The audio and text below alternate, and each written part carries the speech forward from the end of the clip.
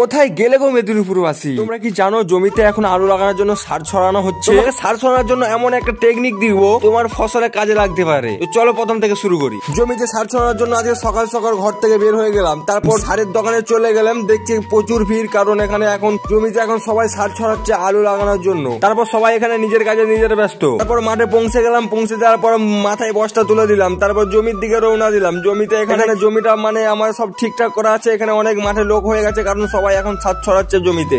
তারপর এখানে বস্তাটা খুলতে লাগলাম, বস্তা খোলার পর এখানে ঢাললাম সুপার ফসফেট। তারপর আবার একটা নতুন সার বের করলাম, বের করার পর এখানে ঢাললাম। বুঝতে পারছি সারটা কি সার, এটা হলো ইউরিয়া। তারপর এখানে হচ্ছে এই লাল লাল মালটাকে বলা হচ্ছে পটাশ, তোমরা সবাই চিনো। তারপর এই মালটা মাখানোর পর তারপর এখানে সব মেখে নিলাম, মানে পুরো ঘিরে মেখে নিতে হবে। তারপর তো ছড়াবো মালটা, তাই না? মালটা সবার প্রথম আগে ফার্স্টে মাখিয়ে নিচ্ছি। সবার প্রথম মাখিয়ে নেওয়ার পর তারপর দেখতে পাচ্ছ এখানে মাঠে সবাই মাল ছড়াচ্ছে, সবাই নিজের কাজে নিজে ব্যস্ত।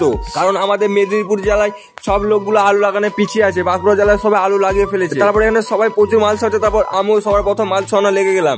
তো এইভাবে মাল সবাই ছড়াই, যদি এইভাবে ছড়াই তাহলে আমাকে নিশ্চয়ই কমেন্টে জানাবে যে মানে সার এইভাবে ছড়াই বা মাল এইভাবে ছড়াই। আমরা বাঙালি ভাষায় এটাকে বলে থাকি মাল বা ইউরিয়া 10-26 ফসফেট। তো আমার মাল ছড়ানো দেখে টেকনিকটা বুঝতে পারছো আমি কিভাবে মাল ছড়াই। আমি তো কাজের অকর্মা, কিছু করতে পারি না। তারপর কাজ শেষে বুঝতে পারছি আমার অবস্থা এরকম অবস্থা কারো কিছু হয়নি, কিন্তু আমার এইরকম অবস্থা হয়ে গেছে। তারপর দেখো আমার অবস্থা কি হয়েছে হালটা। সবাই বলবে এই সার ছড়াতে যায়নি, সার একে ছড়িয়েছে। ভালো লাগলে এই পর্যন্ত, ভালো লাগলে লাইক কমেন্ট শেয়ার আর ফলো করতে ভুলবে না। বাই।